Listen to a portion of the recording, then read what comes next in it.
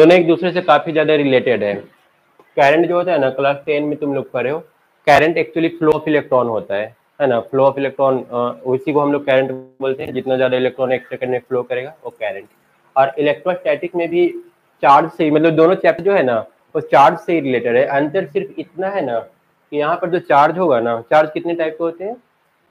2 type के होते हैं, एक निगेटिव और दूसरा पॉजिटिव, है ना। तो यहाँ पर जो चार्ज होगा ना, निगेटिव या फिर पॉजिटिव जो भी हो, वो रुका हुआ रहता है। जब रुका हुआ होता है ना तो किस तरह का बिहेवियर शो करता है वो हम लोग करते हैं इस चैप्टर में, है ना। एक पॉजिटिव चार्ज यहाँ पर ला करके रख दिए, ठीक है, एक प्रोटॉन रख दिए या फिर एक इलेक्ट्रॉन रख दिए। इलेक्ट्रॉन पर क्या होता है? निगेटिव चार्ज, प्रोटॉन पर पॉजिटिव चार्ज। तो रख दिए, तो इसके रखने से यहाँ पर क्या क्या हो सकता है?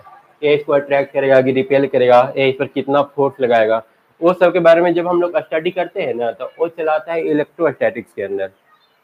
और जब ये मूव करते रहता है ना, इलेक्ट्रॉन मान लो मूव कर रहा है, दौड़ रहा है वायर में, तो फिर वो चलाता है किसके अंदर? करंट के अंदर। समझ में आया? इलेक्ट्रोस्टैटिक मतलब चार्ज ऑन रेस्ट। चार्ज अगर रुका हुआ है और उसके बारे में हम लोग स्टडी कर रहे हैं तो इलेक्ट्रोस्टैटिक्स के अंदर आएगा। और चार्ज जब मोशन में है और उसके बारे में हम लोग स्टडी कर रहे हैं तो किस में आ जाएगा? करंट में। ये तो समझ में आ गया कि दोनों चैप्टर में पढ़ना क्या है। यहाँ पर पढ़ेंगे चार्ज एट रेस्ट और यहाँ पर चार्ज एट मोशन। चलो, पहला दूसरा और दूसरा चैप्टर में पढ़ना क्या है वो क्लियर हो गया। अब हम लोग चार्ज के बारे में थोड़ा सा डीपली जानते हैं। तो ये जो चार्ज है ना, टोटल कितने टाइप के होते हैं? 2 टाइप के होते हैं, एक पॉजिटिव और दूसरा नेगेटिव। पॉजिटिव वाला को क्या नाम देते हैं? प्रोटॉन ना, न्यूक्लियस के अंदर रहता है। और इसको क्या नाम दिए हैं? इलेक्ट्रॉन।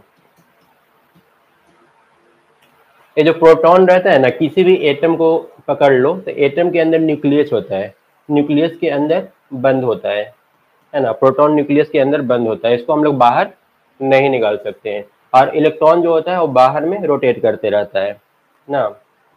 जैसे मान लो कि सोडियम का एग्जाम्पल लिए, तो सोडियम में क्या होगा? प्रोटॉन कितने होंगे? 11 प्रोटॉन होंगे और 11 इलेक्ट्रॉन होंगे।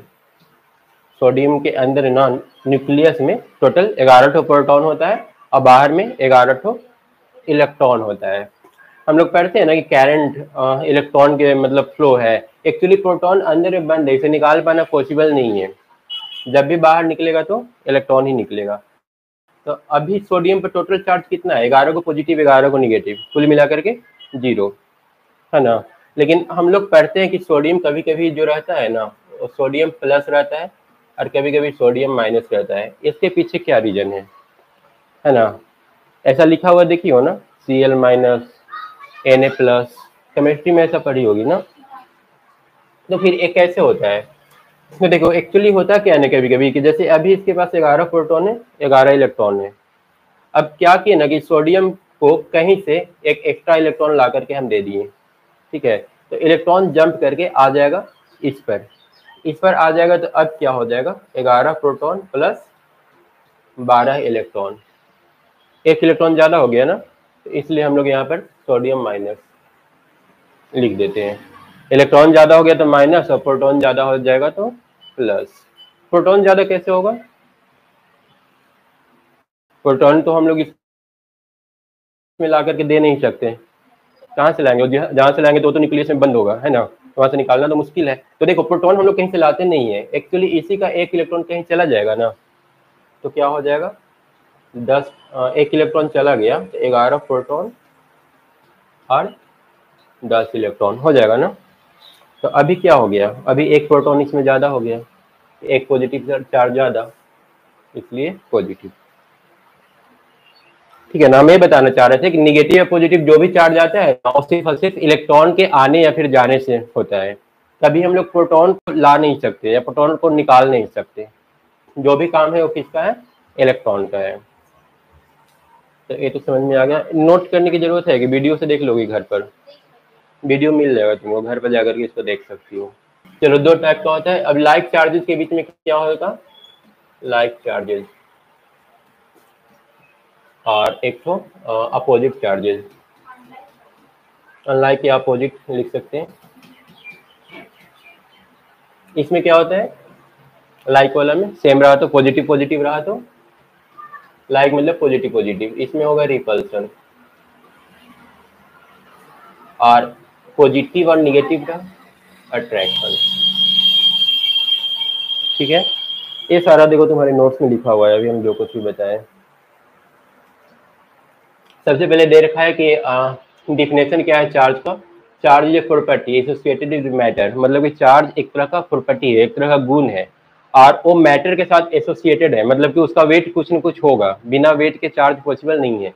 चार्ज मतलब मिनिमम चार्ज 1 इलेक्ट्रॉन के बराबर होगा, तो 1 इलेक्ट्रॉन का भी कुछ न कुछ वेट होगा, तो वो मैटर के साथ एसोसिएटेड है, due to which it produce and रहा है, तो करंट बन रहा है। और जब चार्ज रन करता है ना, तो उसी से इलेक्ट्रोमैग्नेट भी बनता है। क्लास 10 में बताया गया था कि अगर करंट कैरिंग वायर है ना, तो वहां पर कंपास नीडल होता है ना, उसको लेकर के जाओ तो उसमें डिफ्लेक्शन होगा। तो ये जो चार्ज है ना, इलेक्ट्रिक करंट भी प्रोड्यूस करता है और मैग्नेटिक फील्ड भी प्रोड्यूस करता है, मतलब इस चार्ज से हम लोग मैग्नेट भी बना सकते हैं, उसी का नाम है इलेक्ट्रोमैग्नेट। ठीक है ना, चार्ज से क्या क्या कर सकते हैं, चार्ज हम लोग करंट प्रोड्यूस कर सकते हैं और दूसरा मैग्नेट भी बना सकते हैं, जिसको हम लोग इलेक्ट्रोमैग्नेट बोलते हैं। तो वो चीज यहाँ पर लिखा हुआ है, समझ में आ गया ना। चार्ज का डिफिनेशन सिंपल क्या होगा, चार्ज एक तरह का प्रॉपर्टी है जो मास से एसोसिएटेड है, मतलब उसका मास होगा, वो इलेक्ट्रिकल और मैग्नेटिक इफेक्ट क्रिएट कर सकता है, बस उसका डिफिनेशन में लिखना है। चार्ज पॉजिटिव और negative. Charge with same electrical sign repel, अगर सेम रहा तो एक दूसरे को रिपेल करेगा, अपोजिट रहा तो अट्रैक्ट करेगा। चार्ज का यूनिट क्या होता है, कूलम होता है। चार्ज हम लोग जहाँ भी लिखेंगे 10 कूलम 20 कूलम ऐसे करके पढ़ेंगे। सीजीएस यूनिट भी है ESU, बट ज्यादा यूज नहीं होता है ना। Dimensional formula A into T, ये डायमेंशनल फार्मूला कहाँ से आया, डायमेंशनल फार्मूला एक्चुअली हम लोग एक फार्मूला पढ़ रखे हैं क्लास 10 में, I बराबर Q बटा T ना। तो यहाँ से Q बराबर क्या हो जाएगा, I इंटू टी, I का डायमेंशनल एम्पियर और टाइम का T, तो वही AT हो गया, वही यहाँ पे लिखा हुआ है AT। पॉइंट चार्ज किसको बोलेंगे, चार्ज भी दो टाइप के। चार्ज का प्रॉपर्टी क्या क्या है, तो चार्ज स्केलर क्वांटिटी है। स्केलर और वेक्टर में डिफरेंस क्या है, वेक्टर में डायरेक्शन होता है, जैसे जब वेक्टर तुम लिख रहे हो ना, तो उसमें डायरेक्शन देना कंपलसरी होता है। जैसे कि अगर हम लोग लिख रहे हैं डिस्प्लेसमेंट, डिस्प्लेसमेंट क्या लिखेंगे, 5 मीटर नॉर्थ, ठीक है ना। तो ये 5 मीटर मैग्नीट्यूड हो गया, ये उसका डायरेक्शन हो गया, उसी को वेक्टर बोलते हैं। वेक्टर में क्या होता है, मैग्नीट्यूड प्लस डायरेक्शन। लेकिन जो स्केलर होता है उसमें सिर्फ मैग्नीट्यूड होता है, अगर सिर्फ 5 मीटर लिख करके छोड़ देंगे ना, तो वो क्या कहलाएगा, स्केलर कहलाएगा। और जब हम लोग चार्ज का लिखेंगे ना, चार्ज, तो इसको लिखेंगे 5, ठीक है ना। अब 5 कूलम में नॉर्थ का कोई मतलब नहीं होता है, नॉर्थ अगर इसमें हम जबरदस्ती लिख देंगे तो उसका कोई मतलब नहीं होगा, तो ये वाला क्या होगा, स्केलर हो गया। इसमें नॉर्थ लिख रहे हैं तो मतलब है कि 5 मीटर नॉर्थ साइड में वो जा रहा है, ठीक है ना, लेकिन इसका नॉर्थ लिखने का कोई मतलब ही नहीं बनता है। तो ये तुम्हारा कूलम जो है वो क्या है, चार्ज क्या है, स्केलर क्वांटिटी है। उसी तरह से करंट, करंट भी स्केलर क्वांटिटी है। करंट में भी हम लोग ए नहीं लिखते हैं कि 5 एम्पियर नॉर्थ, ऐसे करंट नहीं पढ़ते हैं। उसके बाद देख लो, चार्ज इज ट्रांसफरेबल, चार्ज को हम लोग आसानी से एक जगह से दूसरा जगह ट्रांसफर कर सकते हैं, है ना। जैसे इलेक्ट्रॉन एक जगह से जंप करके दूसरा जगह चला जाता है, तभी तो पॉजिटिव और निगेटिव चार्ज आता है ना, तो वही चीजें लिखा हुआ है। Charge is always associated with mass, अभी बताया कि चार्ज अगर है तो मास होगा ही होगा। बैलून ए मतलब मास है तो कोई जरूरी नहीं है कि उस पर चार्ज होगा, जैसे सोडियम लिख रहे हैं ए में, तो उस पर तो कोई चार्ज नहीं है, कुल मिला के न्यूट्रल है वो, जितना इलेक्ट्रॉन उतना प्रोटॉन। लेकिन अगर चार्ज है, एक भी इलेक्ट्रॉन है, एक भी निगेटिव चार्ज है, तो उस पर मास होगा ही होगा। इसलिए यहाँ पर लिखा है charge is always associated with mass, charge है तो मास होगा। चार्ज इज कंजर्व्ड, चार्ज दुनिया में जितना है वो फिक्स है, हम लोग चार्ज बना नहीं सकते, बस एक जगह से दूसरा जगह ट्रांसफर कर सकते हैं, है ना। करंट में इतना सारा चार्ज कहाँ से आता है ना, करंट में तो इलेक्ट्रॉन फ्लो कर रहा है बहुत सारा, इतना सारा इलेक्ट्रॉन कहाँ से आता है, आगे हम लोग पढ़ेंगे वो इलेक्ट्रॉन कहाँ से आता है, हम लोग बनाते नहीं है वो, ऑलरेडी बस खाली रोटेट होते रहता है वो। जनरेटर जहाँ पर रखा हुआ रहता है ना, वहां से निकल निकल करके बार बार वो घूमते रहता है, इलेक्ट्रॉन घूमता है, जाकर के तुम्हारा बल्ब का जो फिलामेंट है उससे टकराएगा, टकराएगा तो वहाँ पर हीट जनरेट होगा, हीट से वही तुम्हारा लाइट मिलता है ना। बस लाइट लाइट जलने का रीजन क्या है, इलेक्ट्रॉन जाकर के उसका जो फिलामेंट है ना उसका रेजिस्टेंस काफी ज्यादा हाई होता है, वो इलेक्ट्रॉन को जाने नहीं देता है। ये सिंपल सा एक कंसेप्ट है, ठीक है ना। कोई पूछ सकता है तुमसे कि जो वायर है, जैसे यहाँ से दो वायर आ रहा है, यहाँ पर एक बल्ब लगा लगा हुआ है, ये बल्ब जल रहा है पर ये वायर नहीं जल रहा है ना। इसके पीछे कोई ना कोई रीजन होगा, तो उसके पीछे रीजन यही होता है ना कि ये जो वायर हम लोग यूज करते हैं ना, एक कॉपर का होता है, और ये वाला जो वायर यूज होता है ना, इसका रेजिस्टेंस काफी ज्यादा हाई होता है, ठीक है। कॉपर का रेजिस्टेंस काफी ज्यादा कम होता है और इसका रेजिस्टेंस काफी ज्यादा हाई है। अब इलेक्ट्रॉन तेजी से आया, ये नहीं रोक रहा है, उसको जाने दे रहा है, जाते जाते यहाँ पर आया तो ये बोल रहा है नहीं जाने देंगे, तो जाकर टकराता है तेजी से, जोर से इसमें टकराएगा तो चिंगारी निकलेगा, चिंगारी निकलेगा तो बल्ब जलने लगता है। अब बल्ब के ऊपर हम लोग कांच क्यों लगाते हैं, बल्ब के ऊपर कांच क्यों लगाते हैं? शीशा लगा रहता है ना लाइट के ऊपर, ऐसा क्यों? हाथ न जले।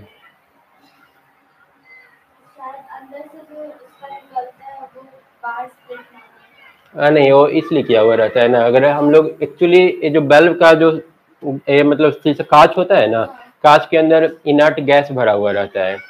इनर्ट गैस नहीं भरेंगे ना तो क्या होगा कि हाई टेम्परेचर पर ऑक्सीजन के साथ रिएक्शन कर जाएगा और रिएक्शन करके वायर टूट जाएगा, तो इसलिए हम लोग उसको कांच से ढक देते हैं। सिंपल कंसेप्ट समझ में आ गया ना। चार्ज इज कंजर्व हो गया ना, तो इसको बना सकते हैं ना डिस्ट्रॉय कर सकते हैं, ये बस एक जगह से दूसरा जगह घूमते रहता है, मूव करते रहता है। इनवेरियंस ऑफ चार्ज, ये लिखा है ना कि चार्ज जो होता है ना, वेलोसिटी के घटने बढ़ने से चार्ज पर कोई इफेक्ट नहीं पड़ता। इलेक्ट्रॉन को कितना भी जोर से हम लोग फेंकेंगे उस पर जितना चार्ज है उतना ही रहेगा, लेकिन वही अगर मास वगैरह को फेंकते हैं ना तो वो जलने लगता है, एनर्जी में कन्वर्ट हो जाता है। तो ये वर्ड हम लोग चार्ज के लिए यूज कर सकते हैं, इनवेरियंस ऑफ चार्ज, मतलब चार्ज को वेलोसिटी से कोई लेना देना नहीं रहता है, कितना भी वेलोसिटी रहे चार्ज फिक्स रहेगा। Charge produce electric field and magnetic field. Charge अगर रुका हुआ है तो वो क्या करेगा, रुका हुआ है तो इलेक्ट्रिक फील्ड क्रिएट करेगा, जिसके बारे में अभी हम लोग पढ़ेंगे, क्योंकि इलेक्ट्रोस्टैटिक्स में हम लोग उसी चीज के बारे में पढ़ने वाले हैं। मतलब जब चार्ज रुका हुआ है, तो जब ये रुका हुआ रहेगा तो क्या क्रिएट करेगा, इलेक्ट्रिक फील्ड। चार्ज जब रेस्ट में रहेगा ना, यहाँ पर रेस्ट लिखा हुआ है, प्रोड्यूस होनी इलेक्ट्रिक फील्ड, रुका हुआ है तो इलेक्ट्रिक फील्ड क्रिएट करेगा।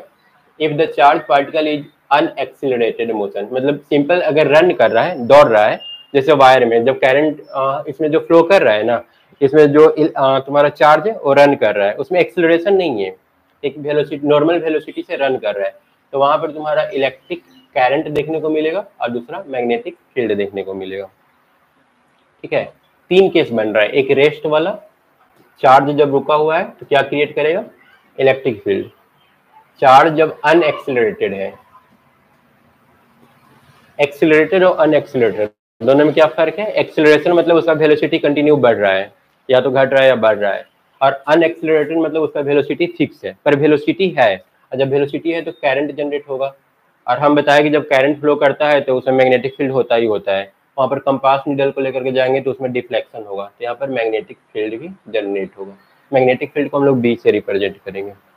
और जब एक्सिलरेशन में रहेगा ना, तो इसमें तीनों करंट, मैग्नेटिक फील्ड और electromagnetic wave, electromagnetic wave EMW एक क्रिएट करता है, तो ये काफी ज्यादा इंपॉर्टेंट है, ठीक है ना। तीनों केस हम लोग को याद रखना है।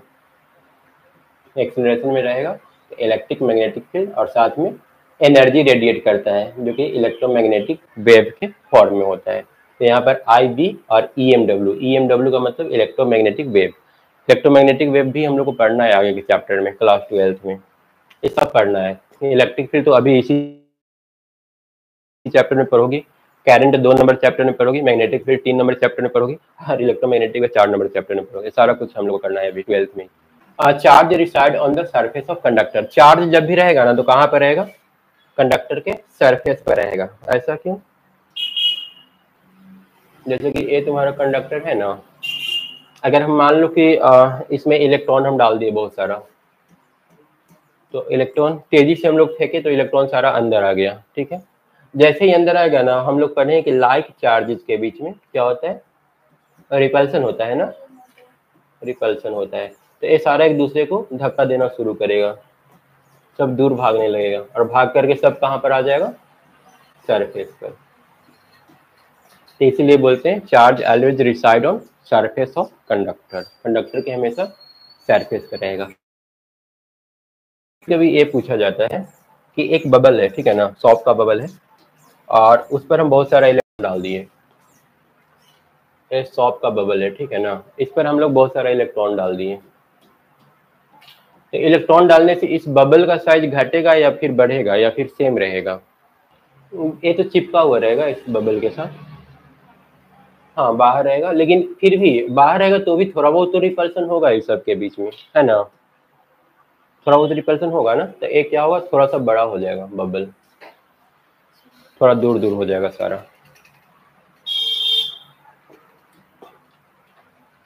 उसके बाद ये बहुत ज्यादा इंपॉर्टेंट है, क्वांटाइजेशन ऑफ चार्ज। ये डायरेक्ट पूछता है क्लास 12 में कि what is quantization of charge.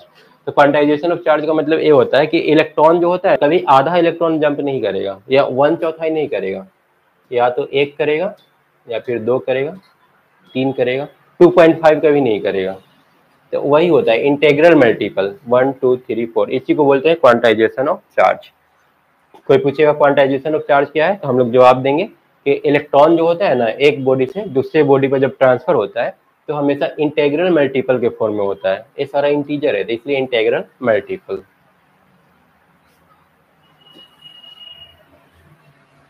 ये हो गया।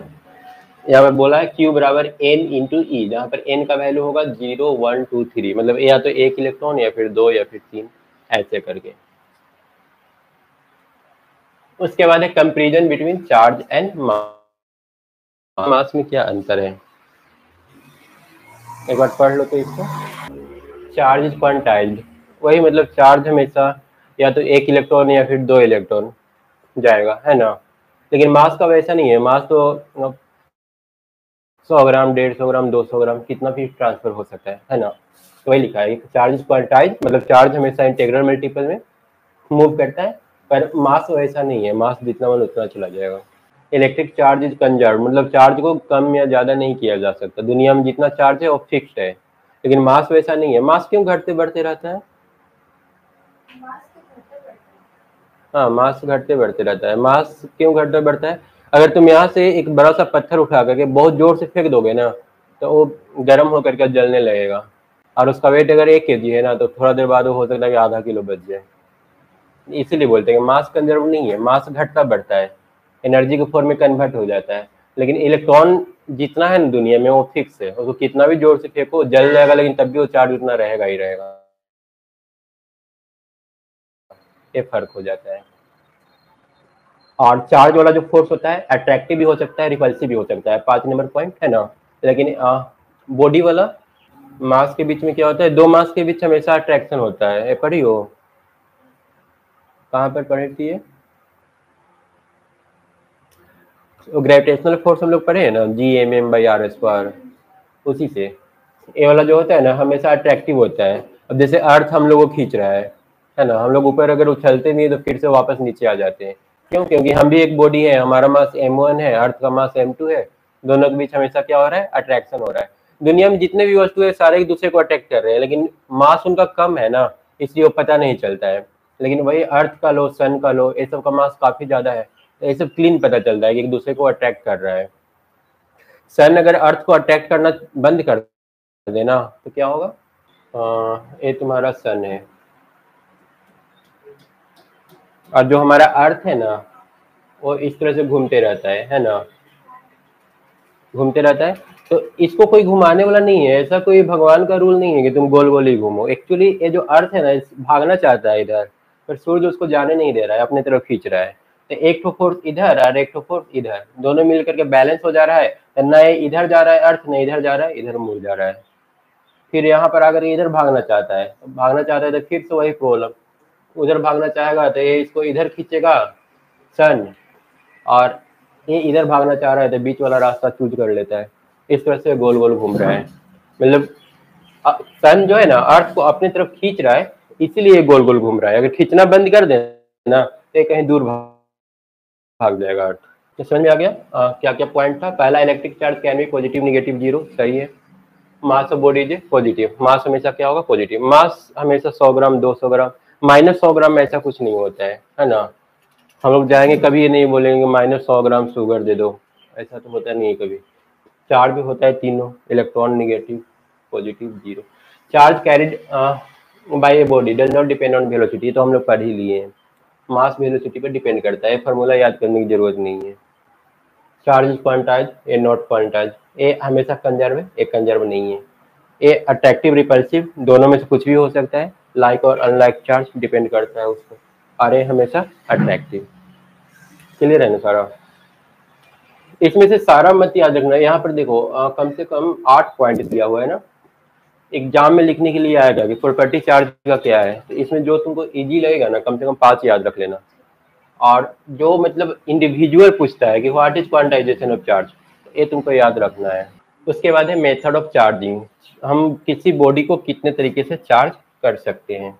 तो जैसे मान लो 2 बॉडी है, एक सोडियम है एक एल्युमिनियम है, दोनों न्यूट्रल है, अभी चार्ज करना है दोनों को आपस में लगा दो, लगा देंगे तो यहाँ से कुछ इलेक्ट्रॉन निकल करके इस पर चला आएगा, चार्ज हो गया, दोनों चार्ज हो जाएगा ना। मान लो कि एक इलेक्ट्रॉन इधर चला आया, तो इसके पास एक इलेक्ट्रॉन कम हो गया, तो इस पर क्या लिखेंगे, पॉजिटिव, है ना। एक इलेक्ट्रॉन निकला है, तो निकला है तो प्रोटॉन ज्यादा हो गया ना, तो इसलिए पॉजिटिव चार्ज हो गया ना। इस पर एक इलेक्ट्रॉन आ गया, Al-। तो पहला चार्ज करने का मेथड क्या है, फ्रिक्शन, बाय फ्रिक्शन, ये है ना, फ्रिक्शन से हम लोग 2 बॉडी को आपस में लगा करके और उसको चार्ज कर सकते हैं। दूसरा है तुम्हारा इलेक्ट्रोस्टैटिक इंडक्शन। इंडक्शन में क्या होता है, इंडक्शन में होता है देखो, ए बॉडी अभी न्यूट्रल है, ठीक है ना, जितना निगेटिव चार्ज है उतना ही पॉजिटिव चार्ज है, और ए अभी सेपरेट भी नहीं है, बिल्कुल मिक्स्ड है, कहीं पर निगेटिव कहीं पर पॉजिटिव। हम क्या किए ना कि बाहर से एक पॉजिटिव चार्ज वाला ऑब्जेक्ट इसके पास लेकर के आ गए, सटाए नहीं है, थोड़ा दूर पर ही रखे हैं। तो यहाँ पर रखेंगे ना, तो एक क्या करेगा पॉजिटिव वाला कि इसके अंदर जितना इलेक्ट्रॉन मिक्स्ड था ना, उस सारे इलेक्ट्रॉन को अपनी तरफ खींचना शुरू कर देगा, ठीक है। तो सारा इलेक्ट्रॉन इधर आ गया, और सारा का सारा जो प्रोटॉन था ना उसको रिपेल करेगा, सारा प्रोटॉन इधर आ गया, ठीक है, इधर निगेटिव और इधर पॉजिटिव। उसके बाद क्या किया ना कि इसको ग्राउंड के साथ कनेक्ट कर दिए, जैसे ही ग्राउंड से कनेक्ट किए ना, यहाँ से निगेटिव चार्ज गया और इस पॉजिटिव चार्ज को न्यूट्रलाइज कर दिया, खत्म कर दिया। ग्राउंड का काम ही है चार्ज को खत्म करना, इस तरफ जो भी चार्ज उसको मिलेगा ना उसको खत्म कर देगा। पॉजिटिव रहेगा तो इलेक्ट्रॉन खींच करके खत्म कर देगा, और निगेटिव रहेगा तो इलेक्ट्रॉन अर्थ के अंदर चला जाएगा, ठीक है यहाँ तक। अब इस पर निगेटिव चार्ज आ गया, ठीक है। अब क्या करो, इस ऑब्जेक्ट को यहाँ से हटा लो तो सारे इलेक्ट्रॉन को ये इधर खींच करके रखे हुए था ना, जैसे इसको हटा देंगे ना इलेक्ट्रॉन सब में मिक्स हो जाएगा। अब इस पर निगेटिव चार्ज आ गया, क्लियर है। ये कौन सा मेथड हो गया, इंडक्शन मेथड। मतलब इंडक्शन मतलब कि बगल में हम लोग एक चार्ज बॉडी को लाएंगे और उसमें चार्ज क्रिएट कर देंगे। यहाँ पर कंडीशन वही कि ग्राउंड से जोड़ना जरूरी है, बिना जोड़े हम लोग नहीं कर पाएंगे। और लास्ट वाला क्या है, थ्रू कंडक्शन। कंडक्शन वाला में क्या होता है, कंडक्शन वाला में होता है कि 2 बॉडी है, इसमें मान लो 10 गो इलेक्ट्रॉन है, 4 5 6 7 8 9 10, मान लो ऐसे 10 गो इलेक्ट्रॉन है, और यहाँ पर एक बॉडी है, इस पर कोई इलेक्ट्रॉन नहीं है। इसको क्या करेंगे, एक वायर लेंगे और वायर से जोड़ देंगे, जैसे ही जोड़ेंगे ना यहाँ से आधा इलेक्ट्रॉन आ जाएगा इस बॉडी पर, तो 5 इलेक्ट्रॉन यहाँ और 5 इलेक्ट्रॉन यहाँ। ये कैसे हो गया, थ्रू कंडक्शन। 3 मेथड हो गया ना, फ्रिक्शन, इंडक्शन और कंडक्शन। फ्रिक्शन में क्या करना होगा, लगाना होगा आपस में। इंडक्शन में क्या करना होगा, चलो समझ में आया। इंडक्शन के थ्रू कैसे होगा, एक ऑब्जेक्ट रहेगा, इस पर पॉजिटिव निगेटिव दोनों चार्ज रहेगा। हम क्या करेंगे, एक दूसरा ऑब्जेक्ट लाएंगे, इस पर क्या कौन सा चार्ज देंगे, कोई भी दे सकते हैं। चलो उसमें पॉजिटिव था, हम निगेटिव देते हैं, निगेटिव दे दिए। अब एक क्या करेगा, एक का क्या करेगा कि सारे निगेटिव वाले को रिपेल करेगा और पॉजिटिव वाले को अट्रैक्ट करेगा। तो इधर सारा पॉजिटिव और इधर सारा निगेटिव। अब क्या करेंगे, ग्राउंड के साथ कनेक्ट कर देंगे, सारा इलेक्ट्रॉन खत्म, बच गया क्या, सिर्फ और सिर्फ पॉजिटिव, है ना, बस काम खत्म। सबसे डिफिकल्ट इंडक्शन कंडक्टिव वाला ही है जो कि इजी ही है कुल मिला के, और कंडक्शन वाला तो ऐसे ही बोल ही दोगी। चलो मेथड ऑफ चार्जिंग हो गया। उसके बाद इलेक्ट्रोस्कोप, ये पूछता है कि इलेक्ट्रोस्कोप कैसे काम करता है। गर्मी सब कोचिंग में ऐसे ही रहता है ना, गर्मी इधर भी सब उतना ही रहता होगा अगल बगल वाला कोचिंग में, उसमें तो लाइन भी नहीं रहता है ना। यहाँ तो कम से कम इन्वर्टर रखे हुए हैं, बहुत गर्मी लेकिन लगता है। यहाँ पर इलेक्ट्रोस्कोप का काम क्या होता है, ये हम लोग को एक्चुअली बताता है कि कोई, ये तुम्हारा एक बोतल है, बोतल के अंदर एक तो गोल्ड लीफ लगा हुआ है, इस तरह से लीफ लगा हुआ है एक तो, ठीक है ना, गोल्ड लीफ है। हम लोग क्या करेंगे ना, मान लो कि ये बॉडी है, ये बॉडी पे पॉजिटिव चार्ज है, लेकिन ये हम लोग को दिखेगा तो नहीं पॉजिटिव चार्ज। हम लोग क्या करेंगे ना कि इसको ला करके इसके साथ सटा देंगे। जैसे ही सटाएंगे ये पॉजिटिव चार्ज क्या करेगा, ये दोनों लीफ में से इलेक्ट्रॉन खींचना शुरू कर देगा। क्या होगा इसमें, इलेक्ट्रॉन खींचना शुरू कर देगा ना, और इलेक्ट्रॉन खींचेगा तो इस पर पॉजिटिव चार्ज मतलब क्या, एक दूसरे को रिपेल करेगा, रिपेल करेगा तो फैल जाएगा, हम लोग जान जाएंगे कि इस पर चार्ज है ना। लेकिन क्या ये पता कर पाएगा कि नेगेटिव चार्ज है या पॉजिटिव चार्ज है, वो तो नहीं पता चलेगा ना। हाँ, अगर मान लो कि निगेटिव ही इस पर रहा तो क्या होगा, एक बार देखो निगेटिव केस में क्या होगा। मान लो ये निगेटिव होता, इसको टच कराते तो निगेटिव यहाँ से आकर के इस पर निगेटिव आ जाता है, इस पर निगेटिव आ जाता है, उस केस में भी तो वो फैलता ही, तो हर केस में ये फैल ही रहा है। तो हम लोग इसमें ये पता नहीं कर सकते कि चार्ज किस टाइप का है, लेकिन ये पता कर सकते हैं कि बॉडी पर चार्ज है कि नहीं है, ठीक है ना। यही इसका खासियत है इलेक्ट्रोस्कोप का। स्टेटमेंट लिखा हुआ है, घर पे जाओगी तो इसको एक बार पढ़ लेना, है ना, वही चीज लिखा हुआ है। उसके बाद कूलम्ब्स लॉ तुमको नेक्स्ट क्लास में करवाते हैं ना। ये एक पार्ट खत्म हो गया, यहाँ से दूसरा पार्ट शुरू होता है, ये हम लोग का मेन टॉपिक यहाँ से स्टार्ट हो गया। ये समझ लो कि बस ऐसे बेसिक बताया जा रहा था। पूछता है इलेक्ट्रोस्कोप, कभी कभी पूछ देता है क्वांटाइजेशन ऑफ चार्ज क्या है, वो पूछ देता है, चार्ज का प्रॉपर्टी क्या है, तो पूछ देता है बोर्ड में, तो उसको भी इग्नोर नहीं करना है।